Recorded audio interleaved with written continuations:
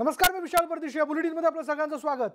बिहारचा big boss कोण होणार आणि याच विषय आपण खरं तर चर्चा करतोय, त्याची आकडेवारी जाणून घेतोय. पण आत्ता मोठा बदल होताना दिसतोय बघा. त्याबद्दलची ब्रेकिंग न्यूज अशी आहे की भाजप आणि राजदमध्ये जोरदार चुरस सुरू आहे.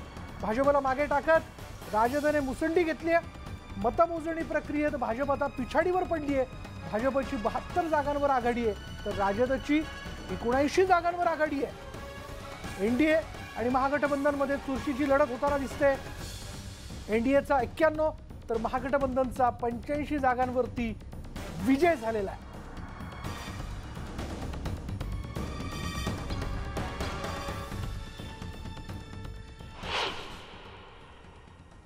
आणि याच विषयी बोलण्याकरता आपल्याबरोबर आहेत न्यूज 18 लोकमतचे संपादक आशुतोष पाटील आणि त्याचबरोबर एक्झिट पोलचे सर्वे राजकीय विश्लेषक अभिजित ब्रह्मनाथकर.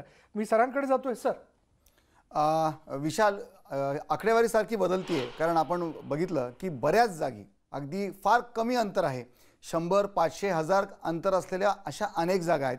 अभिजित सुद्धा आपल्यासोबत आहेत. अभिजित, ही कट टू कट लढत सुरू आहे बिहारमध्ये. असं कधी बिहारमध्ये याआधी झालंय का? हो, निश्चितच याआधी बिहारमध्ये झालेलं आहे. 2005 फेब्रुवारीची जी निवडणूक आहे ती बिहारच्या राजकारणाला कलाटणी देणारी होती.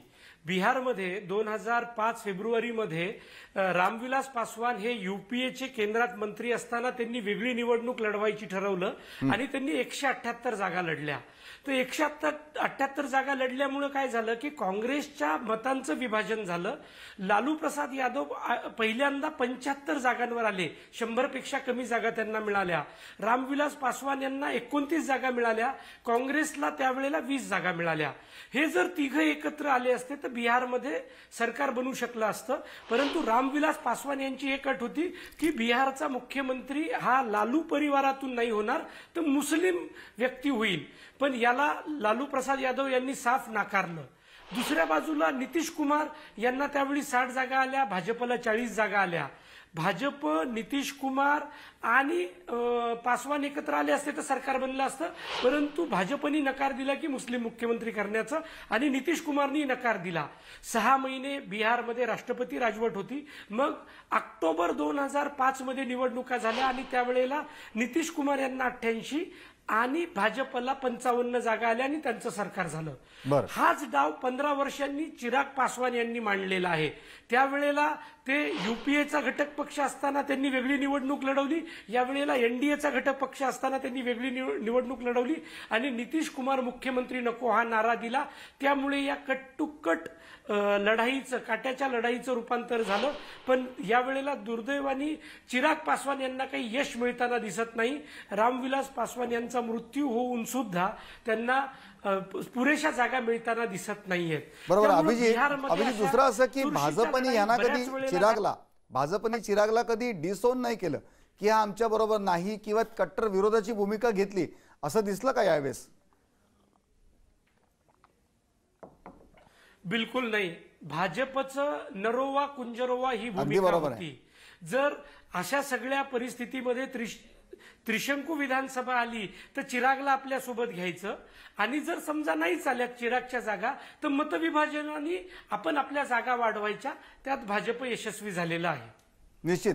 जातीय समीकरण यावेळेस बिहारमध्ये कशी होती? जातीय समीकरणांमध्ये फार काही फूट झाल्याचं दिसून येत नाही. भाजपसोबत उच्चवर्णीय जाती, ओबीसींच्या जाती आणि नितीश कुमार सोबत कुर्मी, कोयरी, महिला मतदार आणि अतिमागास पिछड्या जाती ह्या खंबीरपणे उभा राहिल्या. म्हणूनच हे निकाल दिसत आहेत. जर नितीश कुमार यांचा मतदार निघून गेला असता तर आज हे जे आकडे दिसतात ते दिसले नसते. तेजस्वीला पूर्ण बहुमताच्या दृष्टीनं घोडदौड करताना दिसलं असतं. दुसऱ्या बाजूला महागठबंधनमध्ये फार काही जाती जोडल्या गेलेल्या नाहीयेत. जर एमआयएम आणि जीडीएसएफआयचा फॅक्टर नसता तर खऱ्या अर्थाने तेजस्वी 150 जागांवर आला असता. जीडीएसएफआय या फ्रंटनी 40 ते 50 जागांवर आरजेडीला हरवण्यात किंवा मागे पिछेहाट करण्यात मोठं योगदान दिलेलं हे आपल्याला दिसून येईल. म्हणून अजूनही तेजस्वी यादव 110 ते 115 मध्ये घुटमळतात. या वेळेला या GDSFI हा जो फ्रंट आहे त्यांनी महाराष्ट्रात जे वंचित आघाडीनं काम केलं होतं त्याचं काम भाजप आणि JDUच्या NDA गठबंधनसाठी केलेलं आहे. अभिजित, थोडं आपण महाराष्ट्राची या निवडणुकीचे महाराष्ट्रावर काय परिणाम होतात याच्याकडे पण थोडं येऊया. की पहिली गोष्ट, सुशांत सिंगची जी मृत्यू प्रकरण होतं त्याचा संबंध, त्याचा उल्लेख वारंवार इथे महाराष्ट्रात आपल्याला ऐकायला मिळाला. खरंच फॅक्टर होता का तिथे? तुम्हाला ग्राउंडवर फिरताना असा कधी अनुभव आला? आणि जर काही असेल तर याचे काही पडसाद उमटले का? मला असं वाटतं आशुतोष, बिहारमध्ये सुशांत सिंग राजपूत यांच्या संदर्भातली जो विवाद झाला तो मुद्दा नव्हता. त्याची 2 कारणं होती. पहिलं कारण असं होतं की भाजपने तो मुद्दा करायचा नाही असंच ठरवलेलं होतं. कारण जर तसं केलं असतं तर कदाचित भाजपला थोडं नुकसान झालं असतं. परंतु दुसरं, छातापूर नावाच्या मतदारसंघात सुशांत सिंग राजपूत यांचे चुलत भाऊ नीरज कुमार हे पुढे होते. त्यामुळं फक्त एका मतदारसंघापुरता हा मुद्दा होता. बाकी हा मुद्दा उर्वरित बिहारमध्ये नव्हता. बिहारमध्ये मुद्दा हा तेजस्वीनी रोजगारावर नेलेला होता. त्यांनी स्वतःच्या प्रतिमेवर नेलेला होता की मुख्यमंत्री पदाला स्वतःला प्रोजेक्ट केलेलं होतं. तो मुद्दा होता. पण भाजपने ही निवडणूक नरेंद्र मोदी यांच्या चेहऱ्यावर लढवली आणि त्यात त्यांना यश येताना दिसतं. त्यामुळं तेजस्वी विरुद्ध नरेंद्र मोदी अशी निवडणूक झालेली दिसते. आणखीन एक याच संदर्भात अभिजित प्रश्न आहे की आता या निवडणुकीचे पडसाद महाराष्ट्रात उमटतील का? कारण गेल्या अनेक दिवसांपासून, साधारण 15 दिवसांपासून ही राजकीय वर्तुळात महाराष्ट्राच्या विशेषतः ही चर्चा जोरदार आहे की बिहारच्या निवडणुकीनंतर महाराष्ट्रामध्ये भारतीय जनता पार्टी सत्तेत येण्यासाठी जोरदार मोहीम उघडेल. आणखीन एक चर्चा ऐकायला येते, राज्यपाल नियुक्त जे 12 आमदार असतात त्याची अजूनही त्याची नियुक्ती, त्याची घोषणा राज्यपालांनी केली नाही.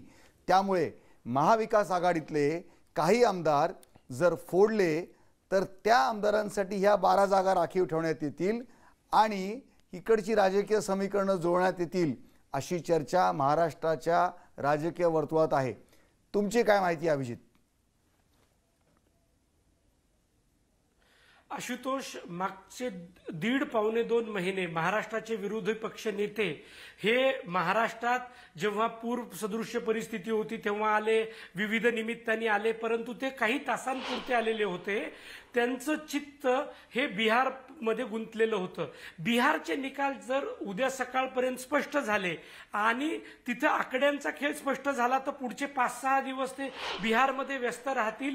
परंतु ज्या वेळेला दिवाळी संपेल त्यानंतर महाराष्ट्राचा पट मांडण्यासाठी देवेंद्र फडणवीस यांच्याकडे पुरेसा वेळ असेल आणि त्यानंतर ते महाराष्ट्रात लक्ष देतील असं माझं व्यक्तिगत मत आहे. निश्चित अभिजित, कारण सगळ्यांचं लक्ष, विशेषतः आपल्या महाराष्ट्रातल्या प्रेक्षकांचं सुद्धा लक्ष त्याचसाठी बिहारकडे लागले की त्याचे पडसाद इथे उमटणार का. कारण इथे विरोधी पक्ष आक्रमक होताना दिसतोय, मराठा आरक्षणाचा मुद्दा दिसतोय, इतरही आता STच्या कर्मचाऱ्यांचा पगाराचा न्यूज 18 लोकमतनी ही बातमी लावून धरल्यानंतर त्यांचा काल एक पगार झाला आणि आज दुसरा पगार झाला. पण महाराष्ट्रामधले इथल्या समस्या देखील या सरकारला घेरतायत. कोरोनामुळे आलेलं संकट, आर्थिक संकट आणि एकूणच महाराष्ट्रामधले वेगवेगळे प्रश्न जे प्रलंबित आहेत त्याच्या अनुषंगाने इथलं संकट, इथलं राजकीय संकट हे वाढत जातंय. अशा वेळेस विरोधी पक्ष आक्रमक होताना दिसतंय. विशाल, बिहारच्या पुढच्या पण आकडेवारी देखील बघूया, काय अपडेट्स आपल्याकडे येत आहेत? आता जे सर आपल्याला बघायला मिळते, जर लक्षात घेतलं बिहारचा बिग बॉस कोण होणार या अनुषंगाने जो ट्रेंड आहे आणि जी फिगर समोर येताना दिसते त्यामध्ये आपल्याला NDA 121, महागठबंधन 114, LGP 1 आणि इतरमध्ये 7 लोक दिसत आहेत. म्हणजे एकूणच तसं बघायला गेलं तर थोड्या वेळपूर्वी आपण जेव्हा बघितलं राजद आणि भाजपमधली म्हणजे त्यांच्या पक्षाची म्हणून ट्रेंडवरती असण्याची जी आकडेवारी होती त्याबद्दलची ब्रेकिंग न्यूज जी आपल्याला दिसत होती त्यामध्ये जर आपण पाहिलं तर भाजप आणि राजदमध्ये आता जोरदार चुरस आहे.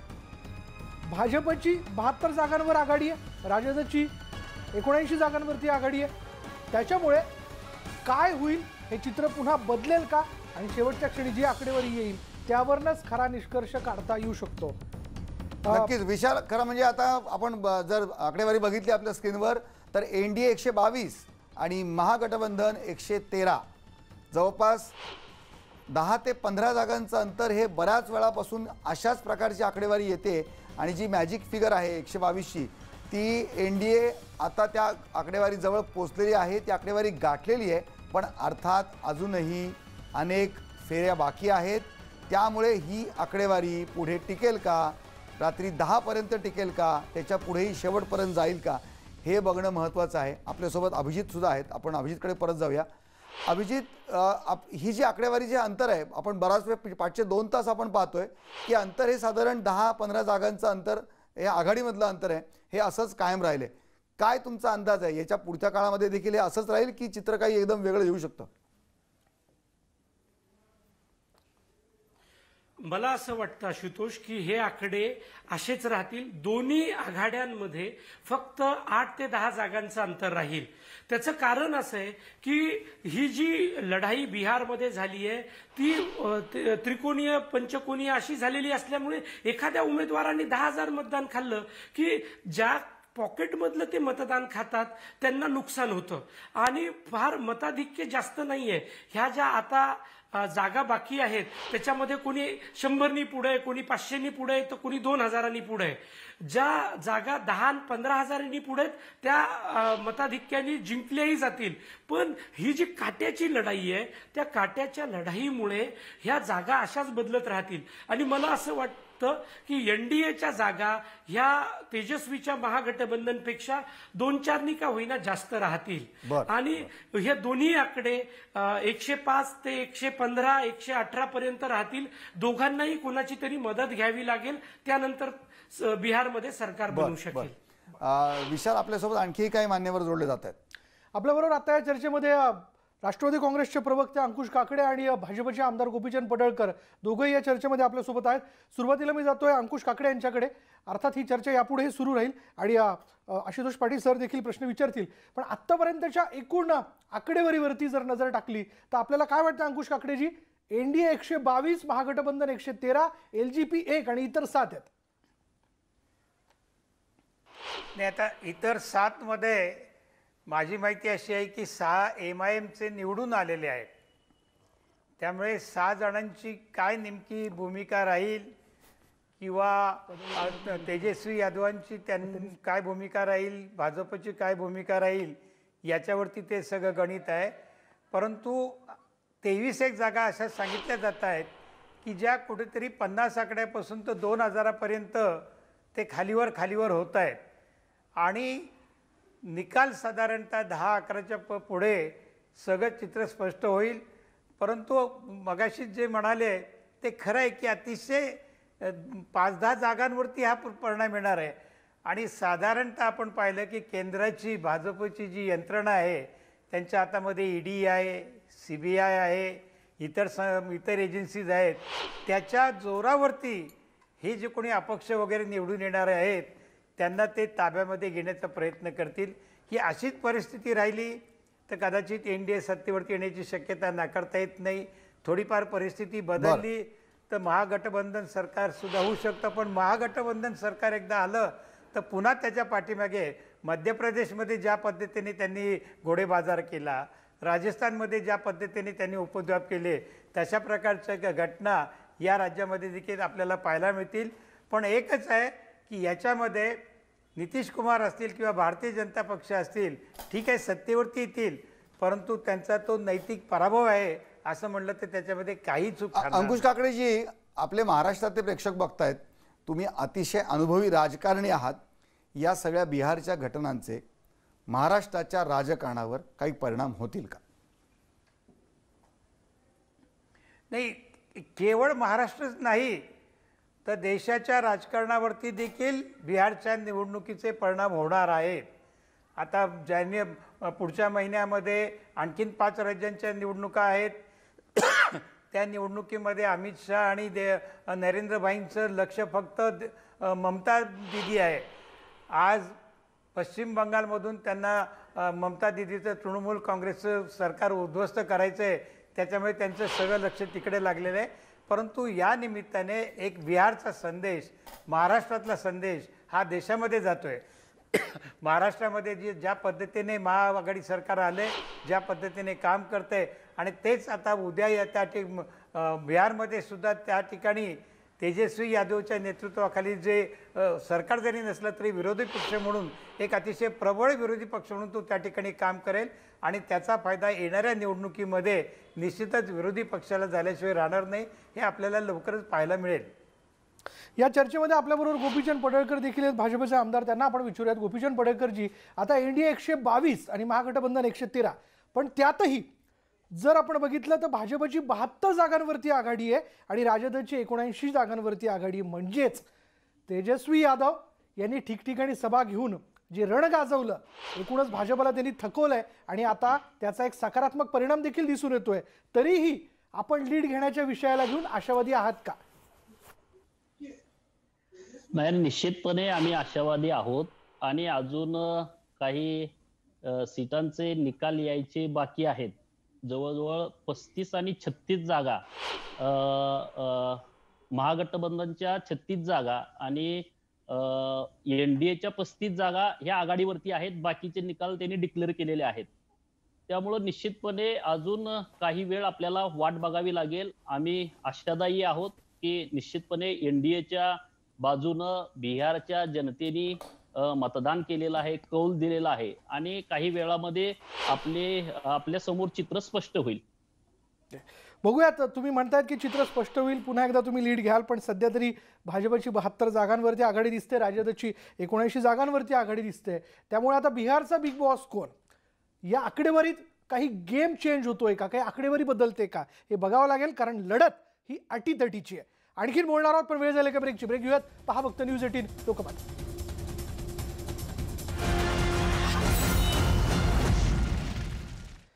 आणि ब्रेकनंतर पुन्हा एकदा आपलं सगळ्यांचं स्वागत. बिहारचा बिग बॉस कोण होणार आणि त्याचबद्दलची आकडेवारी जी ती आपण जाणून घेतोय. आत्ता जो आकडा समोर येताना दिसतोय, एनडीए 125, महागठबंधन 112, LGP 1 आणि इतर 7. या चर्चेमध्ये आपल्यासोबत आहेत न्यूज 18 लोकमतचे संपादक आशुतोष पाटील सर, त्याचबरोबर राजकीय विश्लेषक अभिजित ब्रह्मनाथनकर आणि आपल्यासोबत आहेत गोपीचंद पडळकर, भाजपचे आमदार अंकुश काकडे आहेत आणि आपल्याबरोबर नागपूर लोकमत आवृत्तीचे संपादक श्रीमंत माने सर देखील सहभागी होत आहेत. मी थेट जातोय श्रीमंत माने सरांकडे. श्रीमंत माने, आपण आत्तापर्यंतच्या आकडेवारीकडे कसं बघताय आणि जर तसं आपण भाजप आणि राजद या दोघांमधली जर आकडेवारी जाणून घेतली तर मोठा फरक दिसतोय. तो असा आहे आत्तापर्यंतचा की भाजपची 72 जागांवरती आघाडी आहे आणि राजदची 79 जागांवर.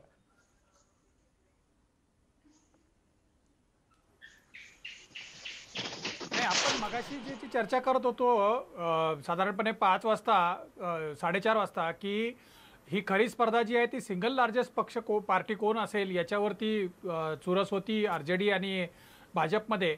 आणि तेव्हाच तो साधारणपणे कल बदलायला सुरुवात झाली होती आणि आता आपल्याला स्पष्टपणे दिसतंय की साधारणपणे 7 जागांचा फरक आहे RJD आणि भाजपमध्ये. RJD पुढं निघालेली आहे. आत्ता ज्या 39 जागा इलेक्शन कमिशनच्या वेबसाईटवरती ज्या जनता दल युनायटेडला दाखवले जात आहेत, तर एक असा अंदाज आहे आपल्या बिहारमधल्या सोर्सेसचा की ते 36 पर्यंत येतील आणि भाजप मात्र स्टिकअप राहील साधारणपणे 70-72च्या आसपास या पद्धतीनं. तर मला असं वाटतं की आत्ता जे सगळे एक्झिट पोल आले त्या एक्झिट पोलमध्ये जे क्लिअर मेजॉरिटी महागठबंधनला दाखवत होते तर तसं चित्र दिसत नाही आहे. त्याच्याऐवजी हंग असेंब्ली येते, त्रिशंकू विधानसभा तिथं येते असं सध्याचं चित्र दिसतंय. आणि मग असं झालं तर MIMचे जे 5 आमदार जे निवडून येत आहेत ते, किंवा बसपाचा एक आमदार, किंवा LJP आता लोकजनशक्ती पक्ष जो आहे तो एका जागेवरती पुढे आहे. मगाशी जवळपास 2 तास एक अपडेट द्यायचंय की MIM ने आपली भूमिका स्पष्ट केली आहे की ते ना महागठबंधन बरोबर जातील ना एनडीए बरोबर. मग अशा वेळी काय? नाही, त्यांची अडचण नाही त्यांची विशाल अडचण अशी आहे की ते थेटपणे भाजपला मदत करू शकणार नाहीत. कारण मायनॉरिटी म्हणजे कम्युनिटीमध्ये मुस्लिमांमध्ये ते स्वीकारलं जाणार नाही आणि त्यामुळं कुणाकडेच जाणार नाही. हे अप्रत्यक्षरित्या भाजपला मदत करण्याचं आहे आणि त्यामुळं बसपा किंवा आता आपण उत्तर प्रदेशच्या राजकारणामध्ये पाहिलं की त्या राज्यसभेच्या आणि विधान परिषदेच्या निवडणुकीमध्ये ज्या पद्धतीनं बसपाने अप्रत्यक्षरित्या भाजपला मदत केली सपाच्या विरोधातली, तर तशाच पद्धतीची भूमिका बसपा आणि MIM बिहारमध्ये घेण्याची शक्यता आहे. हे चित्र मला बऱ्यापैकी 2018 मध्ये ज्या मध्य प्रदेशचं इलेक्शन झालं तर त्या लाईनवर जाताना दिसतंय आणि त्यामुळं मोठी तोडफोड अपोजिशनमध्ये भारतीय जनता पक्षाकडून केली जाईल. आता त्यांच्या गळाला कोण लागतंय, कारण बिहार त्या मानाने रिजिड आहे, असं फ्लेक्झिबल नाही आहे याच्या. श्रीमंत मानेजी, एक अपडेट ह्याच्यामध्ये येते की भारतीय जनता पार्टीच्या नेत्यांची बैठक सुरू आहे सुशील मोदींच्या बरोबर आणि सगळ्या कोर कमिटीची बैठक सुरू आहे. एक कॉमन प्रश्न सगळ्या मान्यवरांना मला विचारायचा आहे की नितीश कुमारांना कमी जागा मिळून देखील भारतीय जनता पार्टीला जास्ती जागा मिळून देखील नितीश कुमारच मुख्यमंत्री होतील का? नितीश कुमारांना वाटेल का की आपण मुख्यमंत्री व्हावं?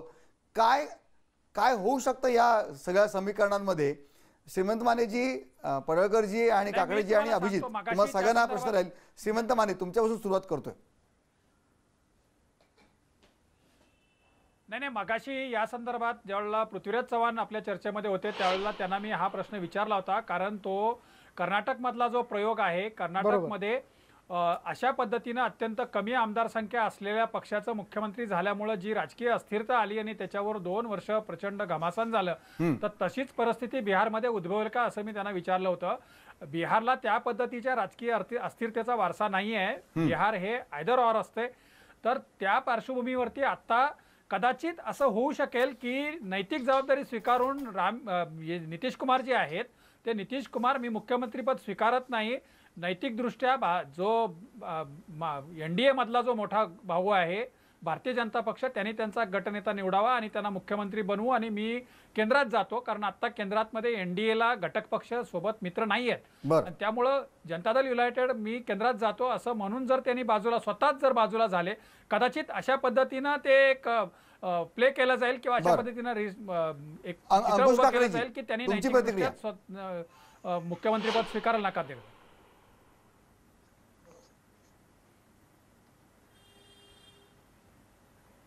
नाही आशुतोष, बोला सर, सलग बोला. नाही, एकच आहे की महाराष्ट्राचं उदाहरण भारतीय जनता पक्षाच्या समोर आहे. महाराष्ट्रामध्ये देखील भारतीय जनता पक्षाने त्यांच्या गुप्त बैठकांमध्ये शिवसेनेला निम्मी सत्ता शिवसेनेला आणि भाजपला 2.5 वर्षाचा मुख्यमंत्री पदाचा फॉर्म्युला त्यांनी एकत्र बसून ठरविला होता. पण निकाल लागल्यानंतर भारतीय जनता पक्षाने युटर्न घेतला आणि असं काहीच झालं नव्हतं अशा प्रकारची भूमिका त्यांनी घेतली. पण त्याचे परिणाम त्यांना काय भोगावे लागले हे भारतीय जनता पक्षाच्या नेत्यांनी पाहिलेलं आहे. बिहारमध्ये सुद्धा देखील जर का अशाच प्रकारची भूमिका आज सगळेजण ते म्हणत आहेत की आम्ही नितीश कुमारांनाच मुख्यमंत्री करणार आहोत, परंतु त्यांच्या मागासवर्गीय संघटनेचे जे कोणी अध्यक्ष आहेत त्यांनी सांगितलं नाही, ज्यांच्या जास्त जागा आहेत त्यांचा मुख्यमंत्री. म्हणजे कुठेतरी ही चलबिचल त्यांच्यामध्ये सुरू झाली आहे, परंतु त्यांना नितीश कुमारांना मुख्यमंत्री केल्याशिवाय पर्याय राहणार नाही. नाहीतर कदाचित महाराष्ट्रासारखी परिस्थिती बिहारमध्ये देखील आपल्याला पाहायला मिळेल. गोपीचंद पडळकर जे आहेत ना आपल्याकडे भाजपच्या वतीने बोलायला, गोपीचंदजी तुम्ही सांगा. होणार नाही बोलतील ना, एक मिनिट. पण माने जे म्हणाले त्याच्यामध्ये सुद्धा मला विषय नाही आहे. हे जणू काय जनमतातून निवडून आल्यासारखे महाराष्ट्रातले नेते बोलतायत, जरूर जनतेने मत दिले तर ह्यांना सत्तेत बसवलंय. भारतीय जनता पार्टीनं अगोदर डिक्लेअर केलेलं आहे की नितीश कुमार हे NDAच्या या सगळ्या आघाडीचे प्रमुख आहेत आणि तेच मुख्यमंत्री पदाचे दावेदार आहेत, ते चेहरा आहे, त्यांना जाहीर केलेला आहे. तसं काय महाराष्ट्रामध्ये जाहीर केलं नव्हतं. महाराष्ट्रामध्ये देवेंद्रजी फडणवीस साहेबांच्या नेतृत्वाखाली निवडणूक झाली होती, अनेक सभा झाल्या. त्या सभामध्ये उद्धव ठाकरे साहेब होते ना, तेव्हाही अनेक भाषणामध्ये सांगितलं की आता देवेंद्र साहेब पुढचे मुख्यमंत्री होतील. त्यामुळं महाराष्ट्राची परिस्थिती वेगळी होती आणि असं काही जाहीर केलेलं नव्हतं उद्धव साहेबांना 2.5 वर्ष द्यावं. त्यामुळे आता काही लोक बोलतायत, राजकीय स्टेटमेंट करतायत, त्याला फार महत्व नाहीये. बिहारच्या बाबतीमध्ये आजही दुपारी बिहारचे प्रदेशाध्यक्ष यांनी जाहीर केलं की आमच्या जागा जास्त आल्या आणि नितीश कुमारांच्या जागा किती जरी कमी आल्या तर तेच मुख्यमंत्री राहतील. केंद्रीय नेतृत्वाने ते जाहीर केलेलं आहे. त्यामुळं बिहारच्या विषयावरती काहीतरी वेगळं बोलणं ते बरं काय उचित वाटणार आपल्यासोबत नाही. अभिजित सुद्धा आहेत. अभिजित, तुम्ही बिहारमध्ये फिरलेला आहात, ग्राउंड रियालिटी तुम्हाला माहिती आहे, तुमचा अंदाज काय? आशुतोष, बिहारमध्ये कसे आकडे येतात त्यावर बिहारमध्ये नितीश कुमार मुख्यमंत्री होणार की नाही हे ठरणार. सर्वात महत्वाचं, जर एनडीएला स्पष्ट बहुमत आलं, 122 जागा आल्या तर नितीश कुमारच मुख्यमंत्री होणार, यात कुठलंही दुसरं मत नाही. आतापर्यंत नितीश कुमार यांनी 6 वेळा मुख्यमंत्री पदाची शपथ घेतली, ते 7व्यांदा शपथ घेतील आणि एक आणि मार्ग तिथलं मुख्यमंत्र्याचं अधिकृत निवासस्थान आहे, तिथं ते जातील. दुसरा मुद्दा, जर एनडीएला स्पष्ट बहुमत नाही आलं परंतु एनडीएच्या जागा या महागठबंधनपेक्षा जास्त राहिल्या तर त्या परिस्थितीत सरकार बनवायचं की नाही बनवायचं याच्यासाठी दिवाळीमध्ये वेगवेगळ्या चर्चांच्या फेरी झडतील, दिल्लीत नितीश कुमार भेटतील, बऱ्याच गोष्टी होतील. महागठबंधन कशा पद्धतीनं प्रस्ताव देईल ते बघायला पाहिजे. पण तिसरी शक्यता मला दाट वाटते की जर यदा कदाचित तेजस्वीला एनडीए पेक्षा जास्त जागा आल्या, म्हणजे उदाहरण द्यायचं झालं तर तेजस्वीला 112 जागा आल्या आणि एनडीएला 108 जागा आल्या तर भाजप शांत चित्ताने बसून राहील, कुठलीही तोडफोड करणार नाही. ते म्हणतील तेजस्वीला सरकार बनवू द्या. कारण 15 वर्षाच्या अँटी इन्कम्बन्सीचा उतारा एकच आहे, तेजस्वीचं किमान 1-2 वर्षाचं तरी सरकार बिहारच्या जनतेला पाहू देतील. कारण एनडीएला हे माहिती आहे की तेजस्वी सरकारमध्ये बसला तर त्यांनी दिलेली ही जी मोठमोठी आश्वासनं आहेत ते पूर्ण करू देणं शक्य नाही, त्यामुळे ते तेजस्वीला बसू देतील. त्यामुळे ह्या 3 शक्यता पण या सगळ्या गोष्टींचा राजकीय अस्थिरता येणार ना, त्यामुळे भाजप त्यांचा विचार करेल. हे जे समीकरण तुम्ही मांडताय, ही जी तुमची मांडणी आहे, भाजप यामुळे राजकीय अस्थिरता येईल त्यामुळे सगळी. तर तुम्हाला मी नाही राजकीय अस्थिरता येणार नाही. भाजपनी एक रणनीती आखलेली आहे. केंद्रात ते पूर्ण बहुमतानी सत्तेवर आहेत, त्यांना कोणाचीही गरज नाही. ज्या ज्या राज्यात त्यांना कमी जागा आल्या तिथं त्यांनी 10 महिने, 12 महिने, 14 महिन्याचे सरकार बसवले. याची 2 उदाहरणं देतो. पहिलं उदाहरण मध्य प्रदेशचं. 14 महिने कमलनाथला काम करू दिलं. कमलनाथनी कसं काम केलं ते मध्य प्रदेशच्या जनतेने पाहिलं, मग त्यांनी त्यांचा डाव खेळला. दुसरं उदाहरण कर्नाटकाचं. तिथं सुद्धा 38 जागांच्या कुमारस्वामीला काँग्रेसनी 78 जागा असताना पाठिंबा दिला. तिथलेही सरकार लोकांना पाहू दिलं. ते थोडी चव चाखू देतात. त्यांचं भाजपचं साधं तत्वज्ञान आहे की बाबा 14-15 वर्ष आपल्या इथलं गोड खाऊन बिहारच्या जनतेला नकोय का, तर शेजारच्या घरचं थोडं गोड खाऊ द्या, मग आपण पुन्हा सत्ता मिळवू. त्यामुळं भाजपचा पक्षश्रेष्ठींचा अजेंडा हा अतिशय स्पष्ट असतो. अभिजित, आणखीन एक महत्वाचा मुद्दा आहे की गुजरातमध्ये, मध्य प्रदेशमध्ये ह्या ज्या आता इलेक्शन झाल्या त्याच्या देखील रिझल्टवर आपल्याला बोलायचं आहे. विशाल आपल्याबरोबर मान्यवर आहेत, त्यांना देखील याच्यावर आपण विचारूया की त्यामध्ये हे जे परिणाम येतात त्याबाबत त्यांचं विश्लेषण काय. विशाल, बरोबर, त्याबाबत काय विश्लेषण काही विचारलंच पाहिजे, कारण तो देखील एक महत्त्वाचा मुद्दा आहे. बिहारचा बिग बॉस कोण हे जाणून घेत असताना मध्य प्रदेशचाही मुद्दा महत्त्वाचा आहे, जिथं पुन्हा एकदा भाजपनं आघाडी घेतल्याचं आपण बघतोय. आणि खास करून मला हे श्रीमंत माने सरांना विचारायचं आहे. माने सर, तिथल्या घडामोडींकडे कसं बघताय, थोडं त्याबद्दल जरा अपडेट करूयात आपल्या प्रेक्षकांना. नाही, मला असं वाटतं की मध्य प्रदेशामधलं मोठं यश जे आहे ते ज्योतिरादित्य शिंदेचं आहे. शिवराज सिंग चौहानांचं सरकार वाचणार की नाही ही उत्सुकता होती, पण त्या सगळ्या जागा 28च्या 28 जागा जिंकणं हे मोठं टास्क होतं काँग्रेसच्या समोरचं. ते पेललं जाणार नव्हतं हे पहिल्यापासून लक्षात आलेलं होतं. आणि विशेषतः ग्वाल्हेर चंबळ बेल्ट आहे किंवा इंदोर माळवाचा जो बेल्ट आहे तिकडं कमलनाथांचा तितकासा प्रभाव नाही आहे जितका तो ज्योतिरादित्य शिंदेचा होता. आणि त्यांनी जे 22 आमदार सोबत घेऊन, त्यातले अनेक मंत्री होते, ते घेऊन जे भाजपमध्ये गेले तर त्याचा परिणाम असा झाला की काही आमदारांच्यावर, म्हणजे आज 3 मंत्री त्यांचे पराभूत होत आहेत.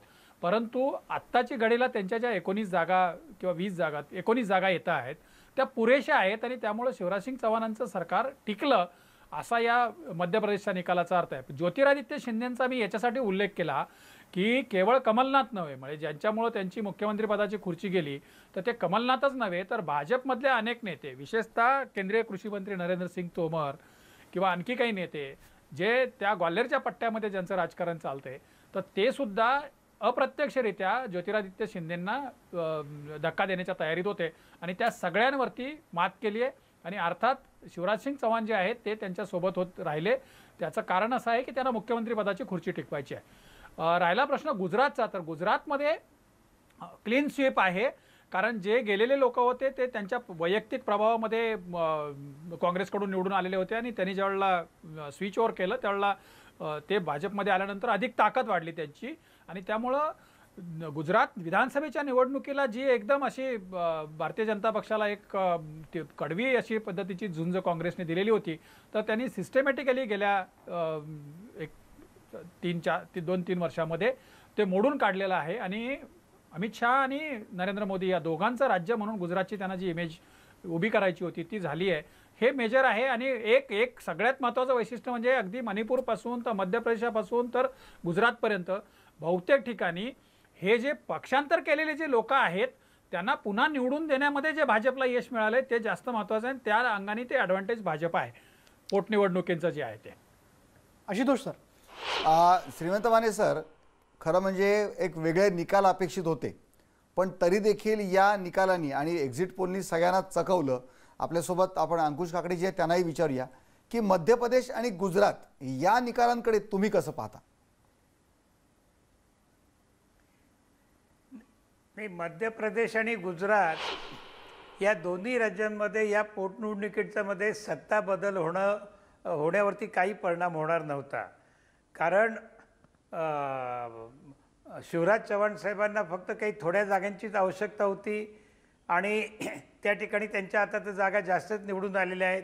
गुजरातमध्ये सुद्धा काही या पोटनिवडणुकीमुळे काही सरकार बदलेल अशी काही परिस्थिती नव्हती.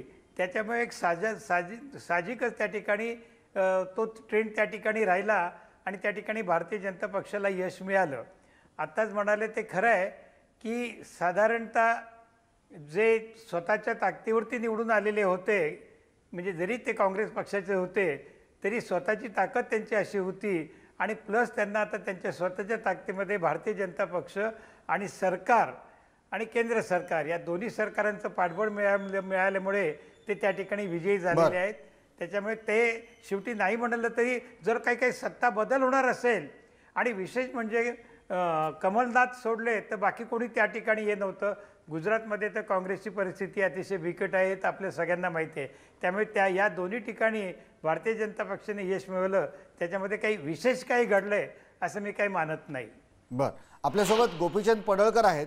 गोपीचंद पडळकरजी, खास तुम्हाला हा प्रश्न आहे. देवेंद्र फडणवीस बिहारचे निवडणुकीचे भाजपचे प्रभारी होते. आता या निवडणुकीच्या परिणामांचा देवेंद्र फडणवीस यांच्या नेतृत्वाकडे पाहण्याचा दृष्टिकोन आणि देवेंद्र फडणवीस यांच्या नेतृत्वात आता भारतीय जनता पार्टीची महाराष्ट्रातली पुढची रणनीती या संबंधात तुम्ही काय सांगाल? आवाज हे बघा, देवेंद्र फडणवीस साहेबांच्याकडं बिहारचं प्रभारी पद दिलं आणि तिथल्या भारतीय जनता पार्टीनं दुपारी जाहीर केलं की त्यांचा जो अनुभव आहे, त्यांनी तिथं काही लोकांच्या कोणाला तिकीट दिली पाहिजे, काय केलं पाहिजे ते केंद्रीय कमिटीला सांगणं, तिथलं सगळं प्रचाराचं नियोजन बघणं, हे त्यांनी खूप काटेकोरपणे चांगल्या पद्धतीनं नियोजन केलं आणि त्याचाही काही परिणाम झाला असं तिथल्या भारतीय जनता पार्टीच्या नेतृत्वाने जाहीर केलं. आणि निश्चितपणे ते गुण त्यांच्याकडे आहेत आणि त्यामुळं हिथं काही लोक त्यांच्यावरती टीका करत होती, ते बिहारचे प्रभारी झाले, अमकं झालं तमकं झालं. आज अशा लोकांना निश्चितपणे चपराक बसते. आणि तुमचा काही मला आवाज आला नाही, माझा इथं व्हिडिओ कट झाल्यामुळं. आणि आता महाराष्ट्राच्या राजकारणामध्ये काय होईल असं तुमचं शेवटचं वाक्य मला फक्त ऐकायला आलं. त्याच्या अगोदर तुम्ही काय बोला ते मला महाराष्ट्राच्या राजकारणावर याचे पडसाद उमटतील का? आता हे तुम्ही राजकीय तज्ञ लोक आहेत इथं, त्या सगळ्यांच्याकडून विचारून घ्यायला पाहिजे. मी त्या विषयावरती मत व्यक्त करणं बरोबर नाही. पण आता जे काल रात्रीपर्यंत सकाळीपर्यंत जी काही लोक बोलत होती, म्हणजे राजकीय पक्षाची मंडळी असतील किंवा विश्लेषक असतील, त्या सगळ्या लोकांच्या ज्या चर्चा चालू होत्या आणि आता जो रिझल्ट येतोय यामध्ये जमीन आसमानचा फरक आहे. त्यामुळं निश्चितपणे महाराष्ट्रामध्ये सुद्धा या सगळ्या गोष्टीकडं एक वेगळ्या दृष्टिकोनानं बघितलं जाईल असं मला वाटतंय. श्रीमंत माने सर, या सगळ्या घडामोडींमध्ये महाराष्ट्राचे प्रभारी देवेंद्र फडणवीस जेव्हा गेले तेव्हा इथे देखील राजकारण झालं. पण खरंच एक वाटतं का, आपण पत्रकार म्हणून आपण जेव्हा पाहतो तेव्हा खरंच असं वाटतं का की देवेंद्र फडणवीसांमुळे तिकडच्या बिहारच्या भाजपमध्ये काही फरक पडला? तुमचं अनालिसिस काय? मला असं वाटत नाहीये. फडणवीसांच्याकडे जी जबाबदारी दिली तर ती तिथं स्वतः JP नड्डा पण पूर्ण त्यांनी झोकून घेतलेलं होतं, बाकीचे पण नेते होते. प्रभारी म्हणून देवेंद्र फडणवीसांचा जो रोल आहे तो स्क्रीनिंगच्या, उमेदवारीच्या निवडीच्या संदर्भातला आणि एकूण तिथल्या प्लॅनिंगच्या संदर्भातला असेल. NDAची सत्ता आली तर त्याचं क्रेडिट डेफिनेटली जेवढं ड्यू आहे तेवढं फडणवीसांना मिळेल. पण निश्चितपणे त्याचा महाराष्ट्रातल्या राजकारणावरती आत्ता काही परिणाम संभवत नाही आहे. त्याचं कारण असं आहे की हे 3 पक्ष जे आहेत जे एकत्र आलेले आहेत तर त्यांच्यावरती जितके हल्ले होतील ते 3 पक्ष अधिक एकसंध होत आहेत असा आपला गेल्या या वर्षभराचा अनुभव आहे. आणि त्यामुळं बिहारच्या निवडणुकीमुळं थोडासा उत्साह वाढल्यानंतर भाजपकडून जर हल्ले वाढले महाविकास आघाडी सरकारवरती तर ते आणखी तिघे मजबूत होतील असा त्याचा परिणाम होऊ शकेल. त्यामुळे महाराष्ट्रातल्या राजकारणावरती फारसा परिणाम होणार नाही. पण भाजपच्या अंतर्गत जी काही एक अदृश्य अशा पद्धतीची स्पर्धा असेल त्या स्पर्धेमध्ये मात्र फडणवीसांची उंची वाढली. या बिहारच्या एकूण त्यांनी ज्या अँटी इन्कमन्सी जी थोपवलेली आहे आणि विशेषतः भाजपनी, कारण जनता दल युनायटेडला अपेक्षित यश मिळालेलं नाही, तर त्यांनी जी अँटी इन्कमन्सी थोपवली आहे त्याच्यामधलं भाजपचं जे यश आहे त्याच्यामध्ये पक्षांतर्गत आपल्याकडे थोडा वेळ कमी असल्यामुळे याच मुद्द्यावर मी अभिजितना विचारतो. अभिजित, 1-2 मिनिटात तुमची प्रतिक्रिया यावर.